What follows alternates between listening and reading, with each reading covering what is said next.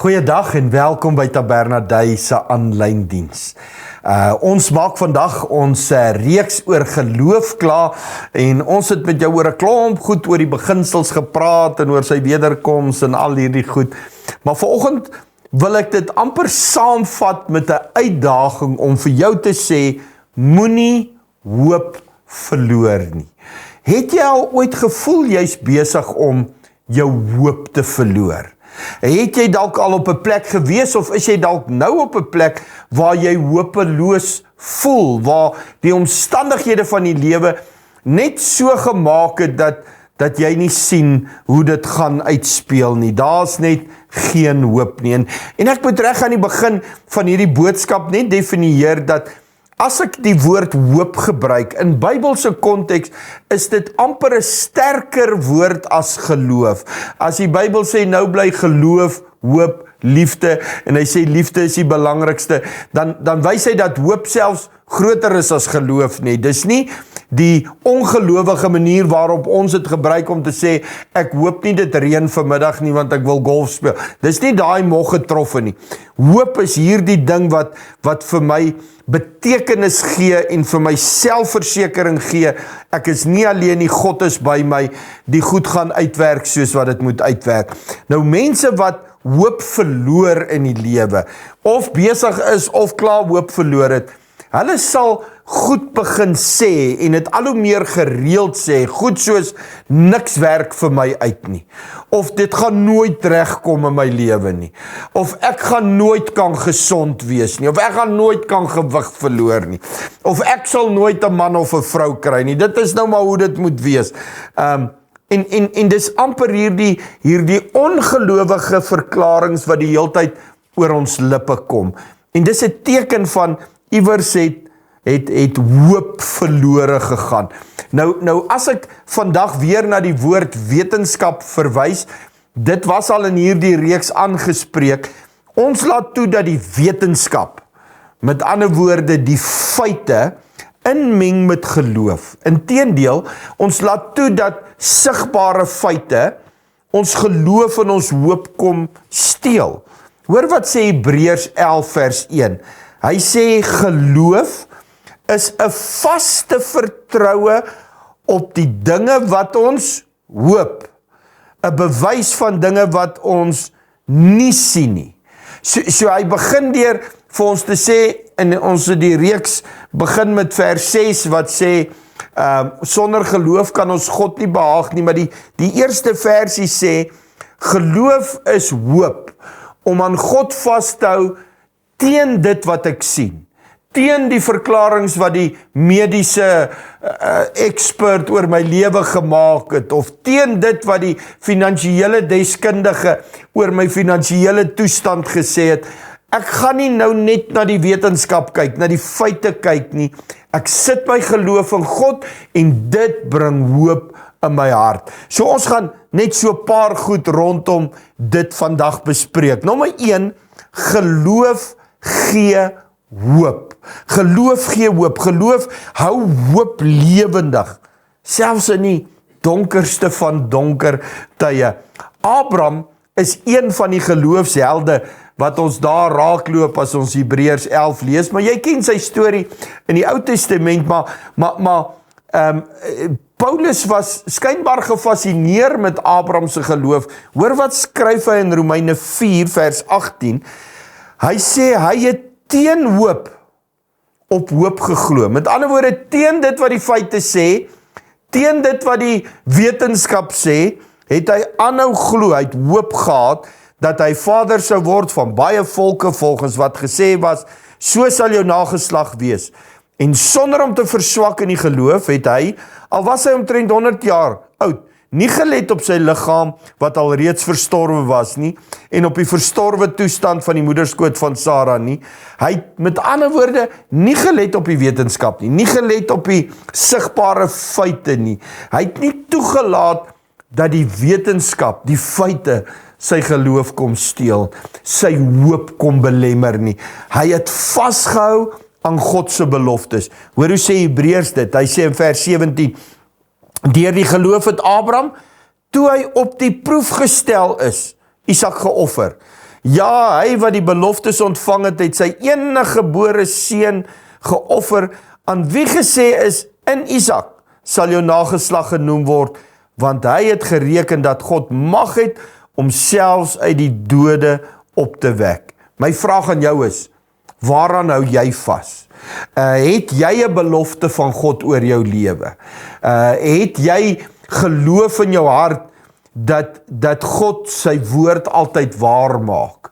As jy nie het nie, moet jy begin soek na 'n woord. Jy moet Bybel lees, want iewers gaan God vir jou beloftes gee waarin jy kan vashou. Die belofte van God in sy woord is letterlik soos 'n reddingsboei wat uitgegooi word na 'n drenkeling in die see. Wanneer jy daaraan vashou in jou lewe, die storms van die lewe kan maar woed, die winde kan maar waai, die golwe kan maar hoog raak, maar ek hou vas aan God se woord. En dis wat hoop is, om teen die sigbare, vas te hou aan God se woord en sy beloftes oor jou lewe. Dit lyk soms of daar net geen hoop is nie. Daar is nie hoop vir jou in die lewe nie. En selfs Gods manne was al daar. Onthou jy wat skryf Paulus daar in Handelinge 27, dan praat hy van hierdie daelange storm wat hulle getuister het in die bootjie. En dan sê hy hierdie, ons het alle hoop laat vaar om gered te word. Totdat hy weer tyd met God spandeer en God hom herinner aan sy woord oor sy lewe. En dan kom daar hoop, en dan bring hy hoop in die ander mense op die boot se lewens ook. Maar ek en jy moet aan God se woord vashou. So, punt nommer 1, geloof gee hoop. Hier is die teendeel van dit by punt nommer 2, die vyand steel geloof, en hy steel hoop. Dis wat hy wil doen. Dis wat hy doen deur die storms wat hy skep in jou lewe. Hy wil hê jy moet ophou hoop hê. Hy wil hê jy moet hopeloos en sonder geloof wees. As ons weer na die voorbeeld van Abraham en Sara en veral hulle liggame kan kyk, Genesis 17, die Here besoek vir Abraham en hy sê, ek sal haar seën en jou uit haar ook 'n seën gee, ja, ek sal haar seën sodat sy tot nasies sal word. Konings van volke sal uit haar voorkom. Hoor wat doen Abraham? Toe val Abraham op sy aangesig en hy lag in sy hart. Kan daar vir een wat 100 jaar oud is 'n kind gebore word? Of kan Sara wat 90 jaar oud is baar? Hy lag want die wetenskap bewys hy kan nie en sy kan nie. Hulle is te oud. En dan kyk hy na die feite en as hy die stem van die Here hoor, dan kom daar ongeloof in sy hart in plaas van geloof in God. En wanneer hierdie ongeloof kom, dan val dit die hoop in sy hart aan. En hierdie ongeloof in sy hart, hierdie wat maak dat hy val en begin lag in sy hart, sê die Bybel. Dit kom op sy lippe. Dit wat in sy hart is, kom op sy lippe. Sy hart sê, sy kop sê, dis onmoontlik. Dis onmoontlik vir 'n 190-jarige om saam 'n kind te hê. Dis onmoontlik. En dan lag hy in sy hart daaroor, want sy hart en sy kop stem nie meer saam nie. En wat gebeur? Dit kom op sy lippe. Hy sê, dis onmoontlik. Dit kan nie gebeur nie. Hier's die ding wat ek hoop jy stap vandag, as dit by geloof kom. God se woord moet in jou hart wees. As God se woord in jou hart is, dan kom dit ook op jou lippe. Ten spyte van die feite, ten spyte van die wetenskap, kom God se woord op jou lippe. En dis wat Salomo bedoel as hy sê, dood en lewe is in die mag van die tong. Wat in jou hart is, kom op jou lippe en jy spreek dit. En dan gebeur dit. So al sê die wetenskap of die feite wat, hou God se woord lewendig in jou hart. Kry dit op jou lippe, praat dit. En dan gaan daar goed begin gebeur. En nog 'n goeie voorbeeld sou van die 12 verspieders wees, daar in Numeri 13. Maar die volk wat in die land woon is sterk en stede is versterk en baie groot. En ons het daar die kinders van die Enakite gesien. So die wetenskap, die feite oor stede en reëse sê, Israel het nie 'n kans nie. Hierdie ouens is te groot en te sterk. En 10 van die verspieders, dis wat in hulle harte is. En daarom is dit wat op hulle lippe kom. En dis wat die omstanders glo. Dis wat die volk bely. Ons kan nie ingaan nie, hulle is te groot. Maar hulle vergeet van God se woord, en is net Josua en Caleb wat dit in hulle hart hou. Jy sien toe, die 10 verspieders, die vrees in hulle hart op hulle lippe kry, toe glo hulle dit en die mense glo dit. En God se geloof en God se hoop word gesteel. Hou op om die feite te praat. Ek praat nie van om leuns te praat nie. Leuns is 'n sonde in die oë van die Here. Maar as dit by geloof kom, hou op om die dood te spreek. Spreek God se woord. God is groter en beter. Hier is die laaste punt. Geloof en hoop is soms 'n eensame pad. En kom ons kyk weer na Abraham, net bietjie later, hy het toe nou 'n seun, en dan ken jy die storie, hy moet Isak gaan offer op 'n berg, en dan Genesis 22 sê Abraham aan die dienaars, bly julle hier met die esel, ek en die seun wil daarheen gaan om te aanbid, en dan na julle toe terugkom. Hoe hoor jy die berg van geloof stap? Hoe groter is die kans dat dit 'n eensame pad gaan wees, maar dis nie noodwendig 'n slegte ding nie. Dis baie keer 'n goeie ding. As jy regtig die Here vertrou vir wonderwerke, is dit partykeer goed om nie die skare saam te vat nie.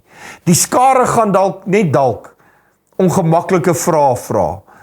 Dalk is dit realistiese vrae, maar hulle gaan vra wat saadjies van ongeloof in jou hart gaan plant, en wat jou geloof kom steel. Abraham besef, dis nou beter, dat ek my geselskap wat saam met my gestap het tot hier, ek moet hulle nou hier los, want as ons nou verder gaan stap, gaan hulle iewers my geloof en my hoop in God kom steel, en hulle gaan my dalk oortuig om nie te doen wat God gesê het ek moet doen nie. Dis goed en reg so, jy moet nie altyd baie mense hê nie, hulle sal geloof en hoop steel. As Caleb en Josua saam met die 10 verspieders, daai dag daar het hulle God se woord in hulle hart, en hulle bely dit, hulle sê, nee manne, ja, moenie na hierdie 10 luister nie, kom ons gaan, God het gesê, dieselfde God wat ons nog nooit teleurgestel het, onthou julle, dis hy wat ons uit Egipte uit verlos het, onthou julle, hy het ons deur die see laat trek, onthou julle, hy het vir ons manna en kwartels en water uit 'n rots uit gegee, hoekom sal hy nie nou verder sorg nie, en hulle praat dit wat hulle glo, en dit waarin hulle hoop gesetel is, hulle verloor nie hoop, wanneer die ander verloor nie.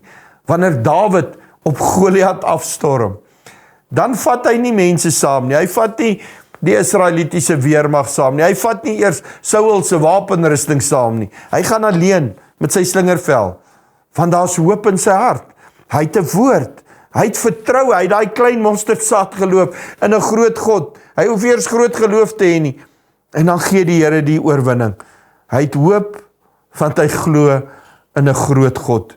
Moet nooit jou hoop in Jesus Christus laat vaar nie. En miskien moet iemand dit net vandag hoor. Die lewe het vir jou sy verkeerde kant gewys. Jy kry swaar, jy's siek, jy's deur so baie dalk, en nou wil die duiwel jou hoop kom steel. Hou vas aan hoop. Hou vas aan 'n groot God, wat sê, jy is my kind, en ek is lief vir jou, en ek sal jou nie begewe of verlaat nie. Hou vas aan God se woord. Kom ons bid saam. Vader, die duiwel wil altyd ons blydskap en vreugde steel, hy wil ook ons hoop kom steel, en ek bid sommer net, Here, dat elkeen vandag nuwe hoop in Christus sal kry. Al lyk die situasie so negatief, al voel dit vir ons alles en almal is teen ons, gee vir ons 'n woord om aan vas te hou. Gee dat ons sommer net weer snap. Ons hoef nie groot geloof te hê nie. Klein geloof in 'n groot God. 'n God by wie alle dinge moontlik is. En help ons daardeur om nooit hopeloos te word nie. Ons bid dit alles in Jesus se kosbare naam. Amen.